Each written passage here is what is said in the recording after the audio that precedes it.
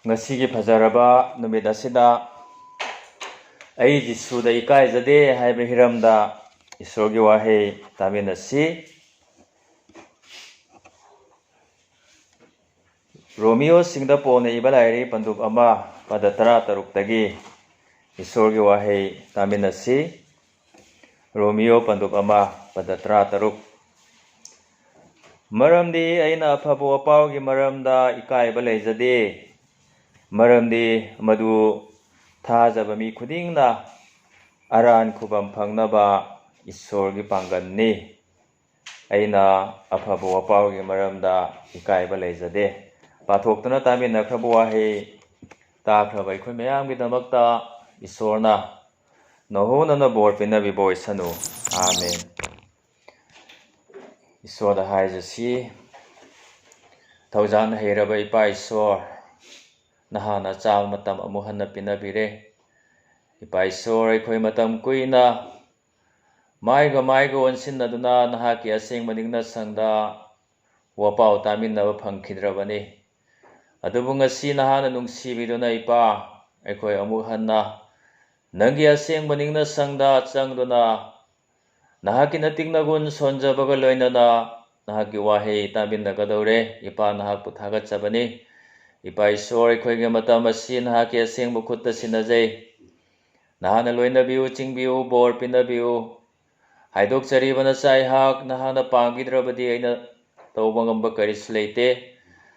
nahana loinabiu aigi chin lei pungning wakhal nahana sinabiu tamin nagadauba punamaki thamoi nungdasu nahana wa ngangbiu thawai singmana thabak taubiu haiduna nangi amata ngairabana chai bungo ekhoi kanbi amapu Prabhu Jisugi mingda nijabani amen ai Jisuda ikaijade haiba hiram ekhoina neinaminasi pakhon chatpa polna Romeo singda Romda leiba mi singda iba magi lairik aduda apabu apawgi maramda aina ikaiba leijade haina mayek sengna haidokpirami ekhoina pathoktuna taminakhre polna haibagumna ngasi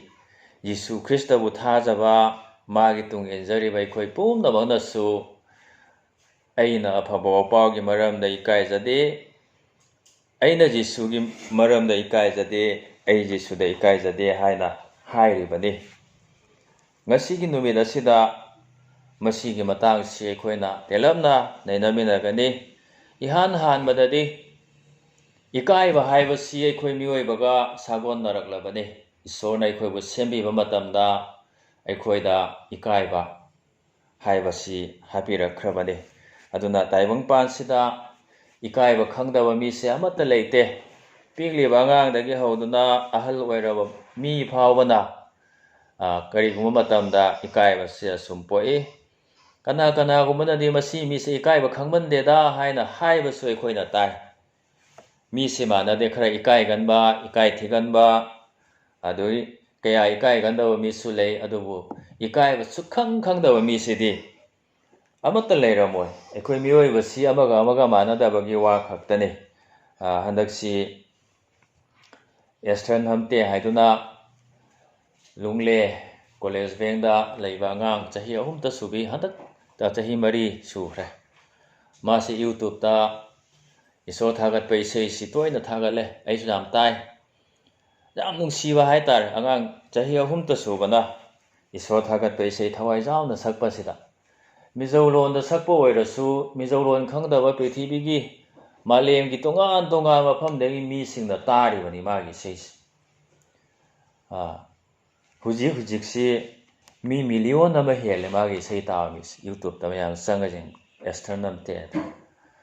aduda mi khara khangna mi adung jama dugi marakta mi million ama henmana magi sei tare adudagi mi mayam amanasu haraubagi thagatbagi comment pire aduga mi khara khangnadi ikai khangmandesi angangse mama yam thai hana haibasu jaw mama apa gi thamoi sam sok mina matam changna pikliba angangduda mama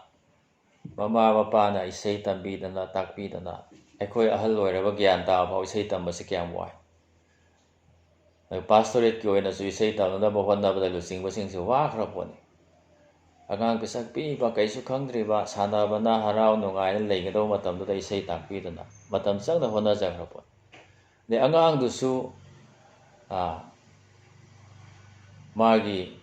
hainajaba nungaijaba mamanabi singa tinaba nungai punaba loi thado ga isei kanna tamaga isei saiban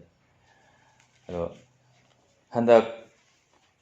mapandai mi laga magi interview lo angang da wari sane du jami kai gal yai sikhang isei sakpa matam du gadi mi si ikai de kana na khangdoi aduna prithibi sida leiraba mi punaba se ikai badi loi khangbane angaw babak natragadi adu aikoi ikai gi sang simana de kare ikai thegan ba haina sule adu aikoi mi oibana ikai gi sikari da aikoi na phattaba thabak ki damo ikai mama mapa phatradi mingsa thiradi macha sing sam ikai ba aduga cha manana macha sing oktadana phattaba tawradi mama mapa sam ikai ba de kana gumba angang sing di mayum phatradi ikai ba sule aduna tasingna ikoina hairagadi afaba thabaki damo mi kanamtana ikai phattaba thabak tawhoidaba tawba chaheidaba chaba jengoidaba jengba ngangoidaba ngangba asigumba mi sing asigi damakta mine ikai ban imung manungdasu adugumba mi jaradi imungi mi sing ikai re kairoi lekai dasu adugumba mi jaradi lekai ma pumduma ikai re afaba thabaki damakta kanamata ikai de adubu phattaba thabak tawbagi maramna ikai basidi leiba jaba ngasigi numisida aikoina Jisuda ikai roidabagi afaba wapaw asida aikoina ikai roidabagi maram ahum khaktang nainaminagani ihan hanbadadi aikoina Jisu Kristagi afaba wapaw asida aikoi ikai de Jisu Kristagi afaba wapaw sandokpada aikoi ikai de Jisu Kristagi afaba wapaw tabada aikoi ikai de madugi maramdi kaino haibada afaba wapaw asi jana mapangal lei afaba wapaw gi pangal adugi damakta aikoina ikai jade afaba wapaw si kyamu jama pangal leige haibada hairiba afaba wapaw sida thajaba mi kuding na aran khubam phangba ngamba aduguba makhalgi afaba wapaw thajaba mi kuding makpu lemna aran khubam piba ngamba afaba wapaw oibagi maramna aikoina maduda ikai afaba wapaw si taraga madugi matungina kanagumana saladi ma norok tarani awaba tarani mai thawai do sirani haibu oiradi aikoi ikai ramba ja ikai pham sithok adubu pap chenba mi kuding magna masagi pap kokchaduna lemna arang kubam phangjaba ngamba adugumba afaba wapaw oibagi maramna aikoina hairiba afaba wapaw sida ikai ningai amatta leite aikoi ikai jati tayong pa sida phattaba mi jamna lei aikoina hena khangidoni kharani ki mamangda aikoi sai anakpada angang macha ma mayumda mamaga nungai na tumna leijabadu mayumda changaga huna pubikhre paisa demand tawre paisa pini hai chalaga angang du hatong leirabe adai handakta Manipur da su leisabi macha ba moi mi mari changdana hatok pirame mayamna sukhangi Chieladamne haina pu harau nupi dana chacharaga sondati chiengi tawba oiramdodana phattaba thabak mayam tawbiramaga hatokpiram nongamda mina ayu walking chatpada sorong pana ta leiram hingamme hospital pukhalaga disi yam thamoi songningai masak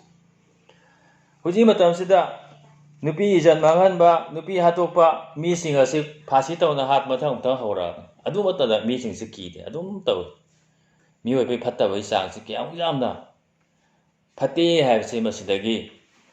aikoina khangba jab tayong pa se afaba mi dagi phattaba mi na jamba hel ꯃꯁꯥꯒꯤ ꯑꯣꯏꯖꯕ ꯇꯥꯟꯕ ꯑꯩ ꯅꯨꯡꯉꯥꯏꯔ ꯂꯣꯏꯔꯦ ꯃꯤ ꯋꯥꯒꯦ ꯋꯥꯖꯁꯅꯨ ꯑꯩ ꯑꯍꯥꯎꯕ ꯆꯥꯔ ꯂꯣꯏꯔꯦ ꯃꯤ ꯆꯔꯥ ꯍꯦꯟꯒꯦ ꯍꯦꯟꯁꯅꯨ ꯈꯟꯕ ꯃꯤꯅ ꯊꯜꯂꯕ ꯉꯁꯤꯒꯤ ꯇꯥꯏꯕꯪꯄꯥꯟꯅꯤ ꯀꯅꯥ ꯑꯃꯠꯇꯅ ꯀꯔꯤ ꯑꯃꯠꯇꯅ ꯑꯗꯨꯒꯨꯝꯕ ꯐꯠꯇꯕ ꯃꯤꯁꯤꯡꯕꯨ ꯑꯐꯕ ꯑꯣꯏꯍꯟꯕ ꯉꯝꯗꯦ ꯁꯦꯝꯗꯣꯛꯄ ꯉꯝꯗꯦ ꯑꯗꯨꯕꯨ ꯁꯨꯞꯅꯒꯤ ꯌꯤꯁꯨ ꯈ꯭ꯔꯤꯁꯇꯒꯤ ꯑꯐꯕ ꯋꯥꯄꯥꯎ ꯑꯁꯤ ꯈꯛꯇꯅ ꯐꯠꯇꯕ ꯃꯤꯁꯤꯡꯕꯨ ꯑꯐꯕ ꯑꯣꯟꯊꯣꯛꯄ ꯉꯝꯃꯤ ꯑꯐꯕꯗ ꯁꯦꯝꯗꯣꯛꯄ ꯉꯝꯃꯤ ꯐꯠꯇꯕꯕꯨ ꯑꯐꯕꯗ ꯑꯣꯟꯊꯣꯛꯄ ꯉꯝꯕ ꯑꯐꯕ ꯑꯣꯏꯅ ꯁꯦꯝꯕꯤꯕ ꯉꯝꯕ ꯑꯐꯕ ꯋꯥꯄꯥꯎ ꯑꯁꯤꯒꯤꯗꯃꯛ ꯑꯩꯈꯣꯏꯅ ꯀꯔꯤꯒꯤ ꯏꯀꯥꯏꯔꯨꯗꯣꯏꯅꯣ ꯑꯩꯈꯣꯏ ꯏꯀꯥꯏꯅꯤꯡꯉꯥꯏ ꯂꯩꯇꯦ ꯏꯀꯥꯏꯐꯝ ꯊꯣꯛꯇꯦ ꯑꯗꯒꯤ ꯃꯤꯑꯣꯏꯕꯒꯤ ꯄꯨꯟꯁꯤ ꯍꯤꯡꯍꯟꯕ ꯉꯝꯕ ꯑꯐꯕ ꯋꯥꯄꯥꯎ ꯑꯣꯏꯕꯒꯤ ꯃꯔꯝꯅ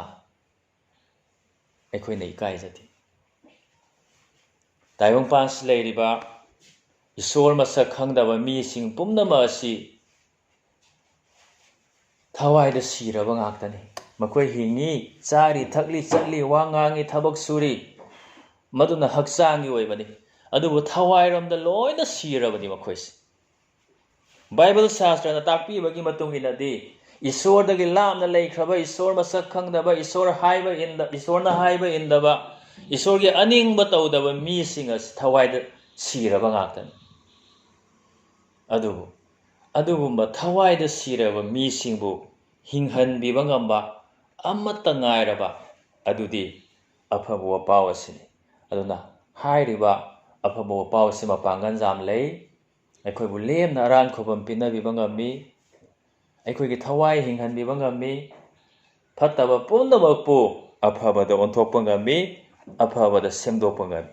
ꯃꯔꯝ ꯑꯗꯨꯅ ꯍꯥꯏꯔꯤꯕ ꯑꯐꯕ ꯋꯥꯄꯥꯎ ꯑꯁꯤꯒꯤꯗꯃꯛꯇ ꯑꯩꯈꯣꯏꯅ ꯏꯀꯥꯏꯅꯤꯡꯉꯥꯏ ꯂꯩꯇꯦ ꯍꯥꯏꯔꯤꯕ ꯑꯐꯕ ꯋꯥꯄꯥꯎ ꯑꯁꯤꯗꯤ ꯌꯤꯁꯨ ꯈ꯭ꯔꯤꯁꯇꯒꯤ ꯑꯐꯕ ꯋꯥꯄꯥꯎꯅꯤ ꯑꯗꯨꯒ ꯑꯩꯈꯣꯏꯅ ꯑꯐꯕ ꯋꯥꯄꯥꯎꯗ ꯌꯤꯁꯨ ꯈ꯭ꯔꯤꯁꯇꯗ ꯏꯀꯥꯏꯔꯣꯏꯗꯕꯒꯤ ꯑꯅꯤꯁꯨꯕ ꯃꯔꯝ ꯑꯩꯅ ꯍꯥꯏꯗꯣꯛꯆꯅꯤꯡꯕꯗꯨꯗꯤ ꯑꯐꯕ ꯋꯥꯄꯥꯎ ꯑꯁꯤꯅ ꯄꯤꯒꯅꯤ ꯍꯥꯏꯅ ꯋꯥꯁꯛꯄꯤꯔꯝꯂꯕ ꯄꯣꯠ ꯃꯌꯥꯝ ꯂꯩ ꯃꯥꯅ ꯋꯥꯁꯛꯄꯤꯔꯝꯂꯕ ꯑꯐꯕ ꯃꯌꯥꯝ ꯑꯗꯨꯒꯤ ꯃꯔꯝꯅ ꯑꯩꯈꯣꯏꯅ ꯑꯐꯕ ꯋꯥꯄꯥꯎ ꯑꯁꯤꯗ ꯏꯀꯥꯏꯅꯤꯡꯉꯥꯏ ꯂꯩꯇꯦ ꯑꯗꯨꯒ ꯁꯛꯄꯤꯔꯝꯂꯤꯕ ꯋꯥꯁꯛꯁꯤ ꯃꯤ ꯑꯃꯈꯛꯇꯪꯒꯤ ꯅꯠꯇꯦ ꯏꯃꯨꯡ ꯑꯃꯒꯤ ꯅꯠꯇꯦ ꯖꯥꯇꯤ ꯑꯃꯒꯤ ꯅꯠꯇꯦ ꯂꯩꯕꯥꯛ ꯑꯃꯒꯤ ꯅꯠꯇꯦ ꯃꯥꯂꯦꯝ ꯄ꯭ꯔꯤꯊꯤꯕꯤꯁꯤꯗ ꯂꯩꯔꯤꯕ ꯃꯤ ꯄꯨꯝꯅꯃꯛꯀꯤꯗꯃꯛꯇ ꯁꯛꯄꯤꯔꯝꯂꯕ ꯋꯥꯁꯛꯅꯤ ꯑꯩꯒꯤꯁꯨ ꯌꯥꯎꯏ ꯅꯪꯒꯤꯁꯨ ꯌꯥꯎꯏ ꯑꯩꯈꯣই ꯄꯨꯝꯅꯃꯛꯀꯤ ꯂꯥꯏꯔꯕꯒꯤꯁꯨ ꯏꯅꯥꯈꯨꯟꯕꯒꯤꯁꯨ ꯑꯀꯟꯕꯒꯤꯁꯨ ꯑꯁꯣꯟꯕꯒꯤꯁꯨ ꯂꯣꯏꯅ ꯌꯥꯎꯔꯕ ꯋꯥꯁꯛ ꯑꯐꯕ ꯋꯥꯄꯥꯎ ꯑꯁꯤꯅ ꯁꯛꯄꯤꯔꯝꯃꯤ ꯈꯔꯗꯪ ꯌꯦꯡꯃꯤꯟꯅꯁꯤ ꯏꯍꯥꯟ ꯍꯥꯟꯕꯗꯗꯤ ꯑꯩꯈꯣꯏꯒꯤ ꯄꯥꯞ ꯄꯨꯝꯅꯃꯛ ꯀꯣꯛꯄꯤꯒꯅꯤ ꯍꯥꯏꯅ ꯋꯥꯁꯛꯄꯤꯔꯝꯃꯤ ꯑꯐꯕ ꯋꯥꯄꯥꯎ ꯑꯁꯤꯅ ꯑꯩꯈꯣꯏꯗ ꯍꯥꯏꯕꯤꯔꯤ ꯋꯥꯁꯛꯄꯤꯔꯤ ꯃꯗꯨꯗꯤ ꯌꯤꯁꯨ ꯈ꯭ꯔꯤꯁꯇꯕꯨ ꯊꯥꯖꯕ ꯃꯤ ꯈꯨꯗꯤꯡꯅ ꯄꯥꯞ ꯀꯣꯛꯆꯕ ꯐꯪꯒꯅꯤ ꯍꯥꯏꯗꯨꯅ ꯇꯥꯏꯕꯪꯄꯥꯟꯁꯤꯗ ꯑꯩꯈꯣꯏꯅ ꯌꯦꯡꯉꯗꯤ ꯄꯥꯞ ꯀꯣꯛꯄꯤꯕ ꯉꯝꯕ ꯃꯤꯗꯤ ꯂꯥꯏꯔꯗꯅ ꯄꯥꯞ ꯀꯔꯤꯅꯣ ꯍꯥꯏꯕ ꯈꯛ ꯃꯤꯒꯤ ꯃꯁꯤꯡ ꯐꯥꯎꯕ ꯂꯩꯇꯕꯒꯨꯝꯕꯅꯤ ꯇꯥꯏꯕꯪꯄꯥꯟꯁꯤꯗ ꯃꯤ ꯑꯌꯥꯝꯕꯅ ꯍꯣꯠꯅꯔꯤꯕꯗꯨꯗꯤ ꯄꯥꯄꯤꯁꯤꯡꯕꯨ ꯇꯨꯝꯅ ꯃꯥꯡꯍꯟꯕꯅꯤ ꯙꯔꯃ ꯆꯦꯟꯕꯁꯤꯡ ꯀꯟꯕꯤꯅꯕꯒꯤꯗꯃꯛꯇ ꯙꯔꯃ ꯆꯦꯟꯕꯁꯤꯡꯕꯨ ꯁꯧꯒꯠꯅꯅꯕꯒꯤꯗꯃꯛꯇ ꯑꯐꯕ ꯃꯤꯁꯤꯡꯕꯨ ꯉꯥꯛ ꯁꯦꯟꯅꯕꯒꯤꯗꯃꯛꯇ ꯄꯥꯄꯤꯁꯤꯡꯕꯨ ꯇꯨꯝꯅ ꯍꯥꯠꯇꯣꯛꯅꯅꯕ ꯇꯝꯕꯤꯔꯤꯕꯅꯤ ꯍꯣꯠꯅꯔꯤꯕꯅꯤ ꯑꯗꯨꯕꯨ ꯑꯐꯕ ꯋꯥꯄꯥꯎ ꯑꯁꯤꯅꯗꯤ ꯌꯤꯁꯨ ꯈ꯭ꯔꯤꯁꯇꯒꯤ ꯑꯐꯕ ꯋꯥꯄꯥꯎ ꯑꯁꯤꯅꯗꯤ ꯄꯥꯄꯤꯁꯤꯡꯕꯨ ꯀꯟꯕꯤꯅꯅꯕꯒꯤꯗꯃꯛꯇ ꯌꯤꯁꯨ ꯈ꯭ꯔꯤꯁꯇ ꯂꯥꯛꯏ ꯍꯥꯏꯅ ꯑꯩꯈꯣꯏꯗ ꯇꯝꯕꯤꯔꯤ ꯄ꯭ꯔꯚꯨ ꯌꯤꯁꯨ ꯃꯁꯥꯅ ꯍꯥꯏ ꯃꯁꯥ ꯐꯕꯁꯤꯡꯒꯤꯗꯃꯛ ꯃꯥꯏꯕ ꯀꯥꯟꯅꯗꯦ ꯑꯅꯥꯕꯁꯤꯡꯒꯤꯗꯃꯛ ꯀꯥꯟꯅꯩ ꯑꯩꯅ ꯙꯔꯃ ꯆꯦꯟꯕꯁꯤꯡꯒꯤꯗꯃꯛ ꯂꯥꯛꯄ ꯅꯠꯇꯦ ꯄꯥꯞ ꯆꯦꯟꯕꯁꯤꯡꯕꯨ ꯀꯟꯕꯤꯅꯅꯕ ꯂꯥꯛꯄꯅꯤ ꯍꯥꯏꯅ ꯄ꯭ꯔꯤꯊꯤꯕꯤ ꯑꯁꯤꯒꯤ ꯍꯤꯁꯇ꯭ꯔꯤꯗ ꯄ꯭ꯔꯤꯊꯤꯕꯤ ꯑꯄꯨꯝꯕꯁꯤꯗ ꯄꯥꯄꯤꯁꯤꯡꯕꯨ ꯀꯟꯕꯤꯅꯅꯕ ꯂꯥꯛꯈꯤꯕꯁꯦ ꯌꯤꯁꯨ ꯅꯠꯇ ꯅꯠꯇꯦ ꯀꯅꯥ ꯑꯃꯠꯇ ꯂꯩꯇꯦ ꯑꯗꯨꯒꯨꯝꯂꯕ ꯑꯃꯠꯇ ꯉꯥꯏꯔꯕ ꯀꯟꯕꯤꯕ ꯃꯄꯨ ꯑꯗꯨꯒꯤ ꯑꯐꯕ ꯋꯥꯄꯥꯎ ꯑꯁꯤꯗ ꯑꯩꯈꯣꯏꯅ ꯏꯀꯥꯏꯅꯤꯡꯉꯥꯏ ꯂꯩꯇꯦ ꯃꯔꯝꯗꯤ ꯊꯥꯖꯕ ꯃꯤ ꯈꯨꯗꯤꯡꯃꯛꯄꯨ ꯀꯟꯕꯤꯒꯅꯤ ꯍꯥꯏꯅ ꯋꯥꯁꯛꯄꯤꯔꯝꯃꯤ ꯑꯗꯨꯗꯒꯤ ꯑꯃꯨꯛꯁꯨ ꯀꯅꯥꯒꯨꯝꯕꯅꯗꯤ ꯌꯥꯝ ꯐꯠꯇꯕ ꯃꯥꯏ ꯄꯨꯟꯁꯤꯁꯤꯗ ꯐꯠꯇꯕ ꯇꯨꯀꯠꯆꯅꯤꯡꯉꯥꯏ ꯑꯣꯏꯕ ꯀꯤꯅꯤꯡꯉꯥꯏ ꯑꯣꯏꯕ ꯊꯕꯛ ꯀꯌꯥ ꯇꯧꯈ꯭ꯔꯕ ꯃꯤꯅꯗꯤ ꯃꯥꯏ ꯄꯥꯞꯁꯤꯗꯤ ꯀꯣꯛꯄꯤꯕ ꯌꯥꯏ ꯑꯩꯅ ꯇꯧꯈꯤꯕ ꯃꯌꯥꯝꯗꯨꯗꯤ sukko kokpiraroi haina khanba misu leiriban leiba jab adubu isin nausa afabu apawa sinai khoida tambiri basidi pap hai basidi pap ni hu hai basidi hu ni chamo sama char su sigani glass ama tha su sigani pap ti pap iman man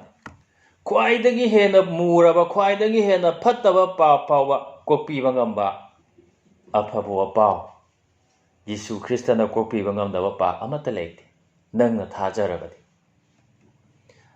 thajaragadi Prabhu Jisuna kokpiba ngamdaba pap amata leite adubu thajadaba midi mana kokpiba su phang phango kanbiba phango duna aina tawkhiba pap sam phatmande ko yam tam thi ko aibu isona Prabhu Jisuna kaidawna kokpiroi haina khalloi dawban aina puning hongduna Jisu Kristagi khuyada changjaba matamda aina mabu lawsinjaba mikupta aige papumda ma kokpire haibasi afabu apawsina aikhoida tambiribani papumda ma kokpiba ngamba afabu apaw oibagi maramna masida aina ikaide aikhoina ikaide adai hairiba afabu apawsina thawai asengba pibigani haina wasak piramle hairiba thawai asengba si thajaba mi khudingna phangjai afabu apawsida thajaba Jisu Kristabu masai kanbi mapuni haina lawsinjaba mi khudingna thawai asengba phangjar hairiba thawai asengba sina thajaba migi punsida mahana loinabi makhoibu chingbi afaba khudingma achumba khudingmakta makhoibu chingbi Isorgi thawai asengba pinabiba afabu apawni taibang pasida Isorgi thawai pinabiba ngamba atopa kari amata leite subnagi afabu apaw asina aikhoida takpiri madudi Jisu Krista thajaba mi khudingna thawai asengba phangjai aikhoigi thamoi nungna thawai asengba wa ngangbi aikhoi nungda mahang leibi aikoi wo miko mahana thadokpide aikoi wo mahana ingthaba pinabi haiduna Sastrana tambiri masi thajaba mi khudingda pinabigani haina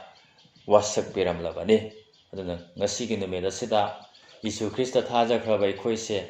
thawai asengmana subtha thadokpide aikhoibu loinabiri chingbiri afaba punamata mana chingbiri haibasi aikhoina ningsingminarasi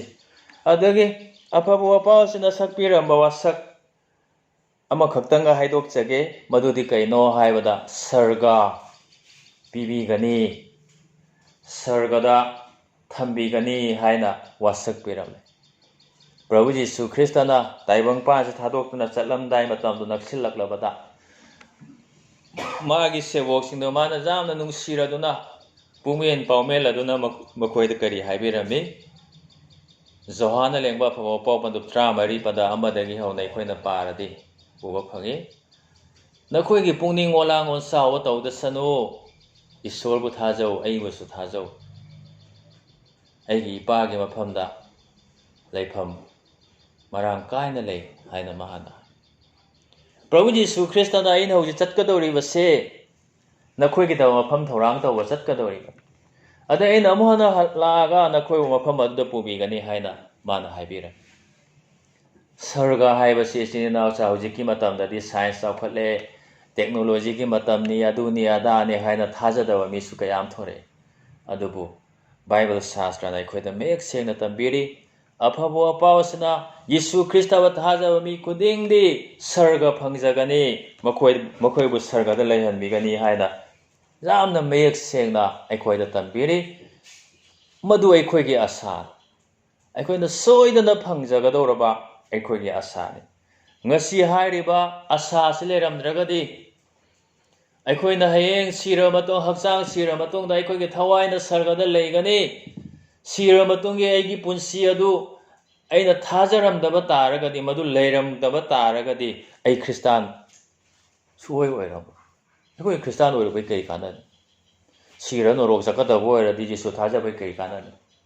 adubu afabu apawasinadi Jisu Krista thajaba mi khudingmakna hakchangna sira matungda sargada nungaina ingthana Isorgi nakta aikhoigi Prabhu Jisu Krista ga loinana ꯂꯣꯃ ꯅꯥꯏꯗꯅ ꯊꯥꯒꯠ ꯏꯁꯩ ꯁꯛꯇꯨꯅ ꯂꯩꯒꯅꯤ ꯍꯥꯏꯅ ꯑꯩꯈꯣꯏꯗ ꯇꯝꯕꯤꯔꯤꯕꯅꯤ. ꯑꯐꯕ ꯋꯥꯄꯥꯎ ꯑꯁꯤꯅ ꯑꯐꯕ ꯋꯥꯁꯛ ꯀꯌꯥ ꯁꯛꯄꯤꯔꯝꯂꯦ. ꯑꯩꯈꯣꯏꯒꯤꯗꯃꯛ ꯀꯥꯟꯅꯕ ꯉꯥꯛꯇ ꯍꯥꯏꯕꯤꯔꯝꯂꯦ. ꯃꯔꯝ ꯑꯗꯨꯅ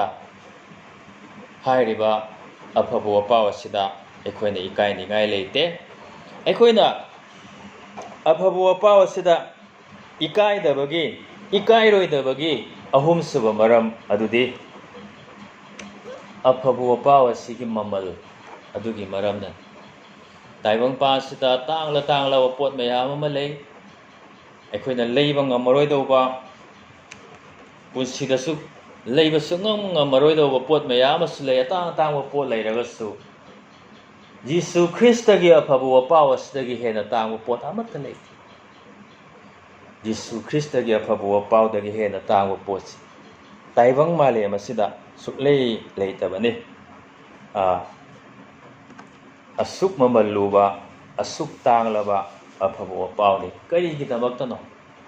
ꯏꯁꯣꯔꯒꯤ ꯑꯃꯠꯇ ꯉꯥꯏꯔꯕ ꯃꯆꯥ ꯏꯕꯨꯡꯉꯣ ꯖꯤꯁꯨ ꯈ꯭ꯔꯤꯁꯇꯒꯤ ꯃꯁꯥꯗꯒꯤ ꯁꯤꯟꯊꯔꯛꯄ ꯑꯁꯦꯡꯕ ꯏꯅ ꯃꯃꯜ ꯑꯣꯏꯅ ꯂꯩꯕꯤꯕ ꯑꯣꯏꯕꯒꯤ ꯃꯔꯝꯅ ꯑꯐꯕ ꯋꯥꯄꯥꯎꯁꯤ ꯃꯃꯜ ꯌꯥꯝ ꯇꯥꯡꯏ. ꯖꯤꯁꯨꯒꯤ ꯏꯅ ꯃꯃꯜ ꯑꯣꯏꯅ ꯄꯤꯕꯤꯈꯤꯕꯒꯤ ꯃꯔꯝꯅ ꯑꯐꯕ ꯋꯥꯄꯥꯎꯁꯤ ꯃꯃꯜ ꯌꯥꯝ ꯇꯥꯡꯏ. ꯂꯨꯄꯥ ꯕꯤꯂꯤꯌꯣꯟ ꯀꯔꯣꯔ ꯄꯤꯅ ꯂꯩꯕ ꯄꯣꯠ ꯑꯗꯨ ꯇꯥꯡꯏ ꯍꯥꯏꯅ ꯑꯩꯈꯣꯏꯅ ꯍꯥꯏꯔꯝꯕ ꯌꯥꯏ. ꯑꯗꯨꯕꯨ ꯏꯆꯤꯟ ꯏꯅꯥꯎꯁꯥ, ꯏꯁꯣꯔꯒꯤ ꯑꯃꯠꯇ ꯉꯥꯏꯔꯕ ꯃꯆꯥ ꯏꯕꯨꯡꯉꯣ ꯖꯤꯁꯨ ꯈ꯭ꯔꯤꯁꯇ ꯃꯁꯥꯗ ꯄꯥꯞ ꯃꯆꯦꯠ ꯑꯃꯠꯇ ꯄꯛꯇꯕ, ꯑꯗꯨꯒꯤ ꯃꯁꯥꯗꯒꯤ ꯁꯤꯟꯊꯔꯛꯄ ꯏꯅ ꯃꯃꯜ ꯑꯣꯏꯅ ꯄꯤꯕꯤꯈ꯭ꯔꯕ ꯑꯐꯕ ꯋꯥꯄꯥꯎ ꯑꯗꯨꯗꯒꯤ ꯍꯦꯟꯅ ꯇꯥꯡꯕ ꯄꯣꯠꯁꯤ ꯑꯇꯩ ꯀꯔꯤ ꯑꯃꯨꯛ ꯂꯩꯇꯦ. ꯌꯤꯁꯨꯒꯤ ꯏꯅ ꯂꯩꯕꯤꯕ ꯑꯣꯏꯕꯒꯤ ꯃꯔꯝꯅ ꯑꯐꯕ ꯋꯥꯄꯥꯎꯁꯤ ꯃꯃꯜ ꯌꯥꯝ ꯇꯥꯡꯏ. ꯏꯁꯣꯔꯒꯤ ꯑꯃꯠꯇ ꯉꯥꯏꯔꯕ ꯃꯆꯥ ꯅꯤꯄꯥꯅ ꯄꯨꯟꯁꯤ ꯀꯠꯇꯨꯅ ꯃꯄꯨꯟꯁꯤ ꯀꯠꯂꯒ ꯍꯥꯏꯔꯤꯕ ꯑꯐꯕ ꯋꯥꯄꯥꯎ ꯑꯁꯤ ꯄꯤꯕꯤꯕꯒꯤ ꯃꯔꯝꯅ ꯃꯃꯜ ꯌꯥꯝ ꯇꯥꯡꯏ.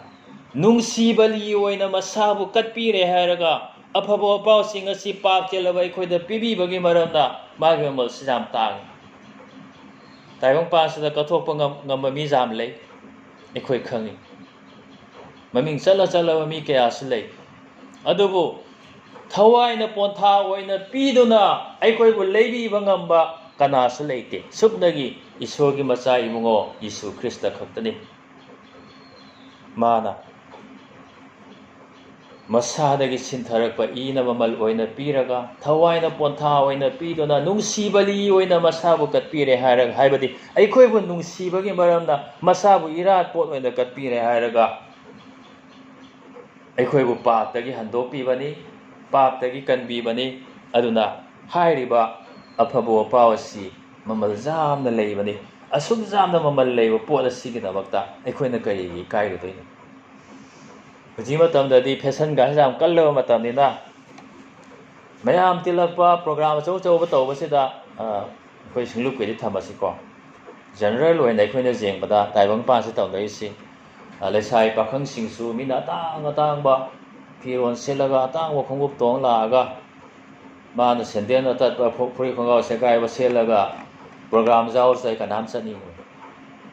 ꯑꯍꯟꯕ ꯁꯦꯠꯂ ꯐꯥꯎꯗ ꯃꯥꯏꯁꯤꯅ ꯐꯖꯕ ꯍꯦꯜꯂꯤ, ꯃꯥꯏꯁꯤꯅ ꯇꯥꯡꯕ ꯍꯦꯜꯂꯤ ꯍꯥꯏꯅ ꯈꯟꯅꯔꯕ ꯃꯇꯝ. ꯍꯧꯖꯤꯛꯀꯤ ꯑꯉꯥꯡꯁꯤꯡ ꯃꯃꯥ ꯃꯄꯥ ꯁꯦꯟ ꯀꯌꯥ ꯇꯥꯜꯂꯤ ꯀꯌꯥ ꯈꯟꯗꯕꯅꯤ. ꯈꯣꯡꯎꯞ 3,000 ꯄꯤꯕ ꯂꯩꯕꯤꯌꯨ, ꯈꯣꯡꯒ꯭ꯔꯥꯎ 5,000 ꯄꯤꯕ ꯂꯩꯕꯤꯌꯨ, ꯑꯗꯨꯃꯥꯏꯅ ꯇꯧꯅꯔꯕ ꯃꯇꯝ ꯍꯧꯖꯤꯛ ꯖꯨꯒꯁꯤ. ꯑꯃ ꯑꯅꯤꯗꯤ ꯇꯧꯔꯝꯗꯕ ꯌꯥꯏ, ꯑꯌꯥꯝꯕꯗꯤ ꯑꯗꯨꯃꯥꯏꯅ ꯇꯧꯅꯔꯕ ꯃꯇꯝ. ꯃꯃꯜ ꯇꯥꯡꯕ ꯄꯣꯠꯁꯤ ꯀꯌꯥꯝ ꯄꯥꯝꯅꯩ. ꯃꯃꯜ ꯍꯣꯡꯕ ꯄꯣꯠꯀꯤꯗꯃꯛꯇꯗꯤ ꯃꯤꯅ ꯏꯀꯥꯏꯅꯔꯦ. ꯑꯩ ꯁꯦꯠꯂꯤꯕ ꯈꯣꯡꯒ꯭ꯔꯥꯎꯁꯤ ꯃꯃꯜ ꯍꯣꯡꯃꯟꯈ꯭ꯔꯦ. ꯏꯃꯥꯟꯅꯕ ꯃꯌꯥꯝ ꯃꯔꯛꯇ ꯆꯠꯂꯒ ꯂꯩꯁꯥꯕꯤꯁꯤꯡꯅ ꯎꯔꯒ ꯏꯀꯥꯏ ꯈꯟꯕ ꯃꯤꯗꯤ ꯑꯗꯨꯝ ꯂꯩꯕ ꯖꯥꯠꯅꯤ. ꯏꯆꯤꯟ ꯏꯅꯥꯎꯁꯥ, ꯑꯇꯥꯡꯕ ꯄꯣꯠꯀꯤꯗꯃꯛꯇ ꯀꯅꯥꯁꯨ ꯏꯀꯥꯏꯗꯕꯅꯤ. ꯑꯍꯣꯡꯕ ꯄꯣꯠꯀꯤꯗꯃꯛ ꯏꯀꯥꯏꯕꯅꯤ. ꯒꯥꯔꯤ ꯁꯤꯟꯅꯔꯤꯉꯩꯗꯁꯨ ꯒꯥꯔꯤ ꯑꯍꯣꯡꯕ ꯁꯤꯕ ꯃꯤ ꯏꯀꯥꯏ. ꯑꯇꯥꯡꯕ ꯁꯤꯕ ꯀꯅꯥꯁꯨ ꯏꯀꯥꯏꯗꯕꯅꯤ. ꯍꯧꯖꯤꯛ ꯃꯇꯝꯗ ꯀꯥꯔꯁꯨ ꯑꯩꯈꯣꯏꯒꯤ ꯄꯨꯟꯁꯤꯗ ꯀꯥꯔ ꯇꯣꯡꯕ ꯐꯪꯒꯗ꯭ꯔꯥ ꯐꯪꯉꯣꯏꯗ꯭ꯔꯥ ꯈꯪꯗꯦ. ꯀꯥꯔ ꯇꯣꯡꯅꯔꯤ ꯃꯤ ꯃꯌꯥꯝꯁꯤꯅ ꯀꯥꯔ ꯑꯍꯣꯡꯕ ꯇꯣꯡꯉ ꯏꯀꯥꯏꯅꯔꯤ. ꯑꯇꯥꯡꯕ. ꯑꯗꯨꯅ ꯁꯠ ꯃꯣꯗꯦꯜ ꯑꯅꯧꯕ ꯊꯣꯔꯛꯄ ꯈꯨꯗꯤꯡꯒꯤ ꯁꯤꯟꯅꯔꯤꯕ ꯏꯅꯥꯛ ꯈꯨꯟꯕꯁꯤꯡꯁꯤ ꯃꯤꯅ ꯍꯥꯟꯈꯤꯅꯤ ꯃꯇꯥꯒꯤ. ꯑꯍꯣꯡꯕ ꯀꯥꯔ ꯇꯣꯡꯕ ꯏꯀꯥꯏꯅꯔꯤ. ahongba potkidamakta mina ikainai adubu mamal tangba potkidamak kanasu ikainai aduna afabo apaw asigi mamalse asukki matik tangbagi maramna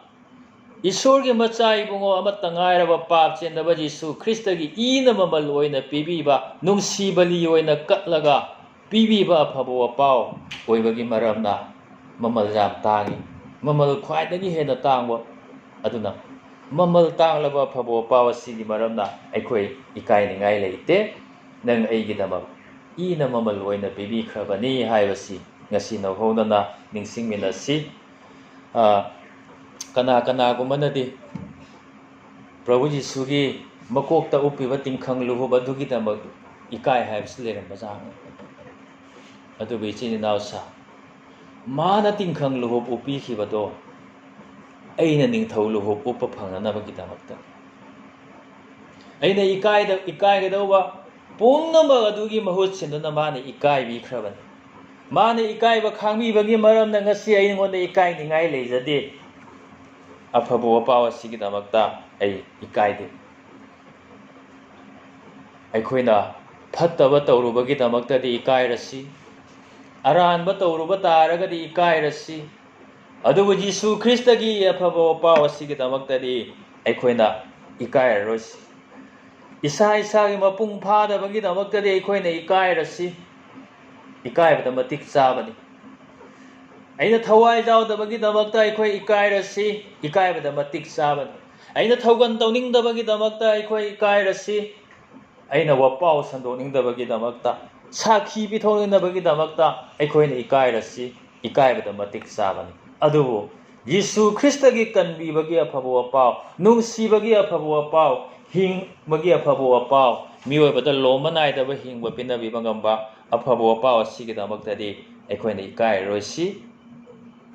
Jisugidamak aikhoi ikairoisi maramdi madi aikhoigi kanbiba mapuni aikhoigi pap kopiba mapuni aikoida lomanai-daba hingba pinabiba mapuni jotpi makhul adugidamak aikoina ikairoisi nang aigidamak Prabhugi nauraba khutta khongda jotpi thabikhibani tamthiraba cross adugidamakta aikoina ikairoisi nang aigi thawai hinganabagidamakta khudam oiriba Kalvarigi cross ni afabo apaw asi sandokpada aikoina sugi ikairoisi maramdi afabo apawdi thajaba khudingna ran khubam phangnanaba Isorgi pangalni Isorna akhoi mayamgidamakta bor pinabiba oisanu amen aikoigi missionary Maremidagi Isor thagatpa isai ama taminasi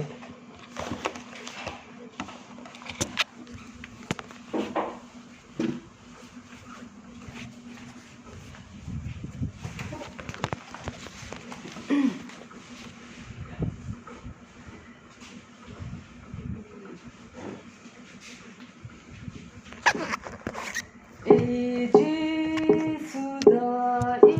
ikaijade ei bukan bikare injagani mahakiwa cross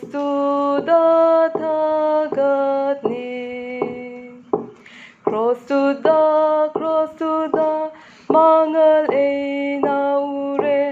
itawagi awaba potare tajabagi mapana ujare matam kuding daharagani ibungo Jisugi maming tajare hakna itawai pukning tajaba Jisu nangakpini cross to the Mangal ay naure Itawagi awaba potare Tajabagi mapana ujare Matam kuding daharaw gani Ibungogi ware puasak Hong bagay baliroy Ganbigani ngakbigani Punsi matolomba Cross to the mangal ay naure Itawagi awaba potare Tajabagi mapana ujare Matam kudingda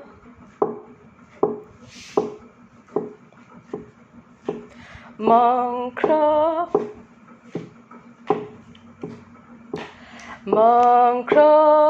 ba ay kimingasi Seng halle prabhuna Hallelujah. Amen.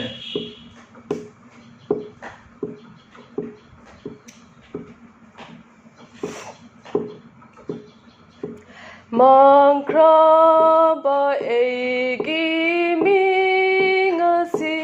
Seng halle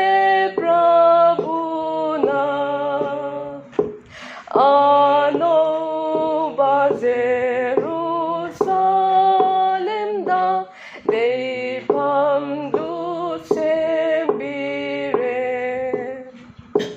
Cross to the mangal ay naure Itawagi awaba potare Tajabagi mapana ujare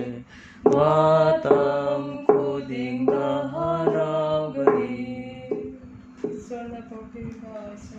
Amen.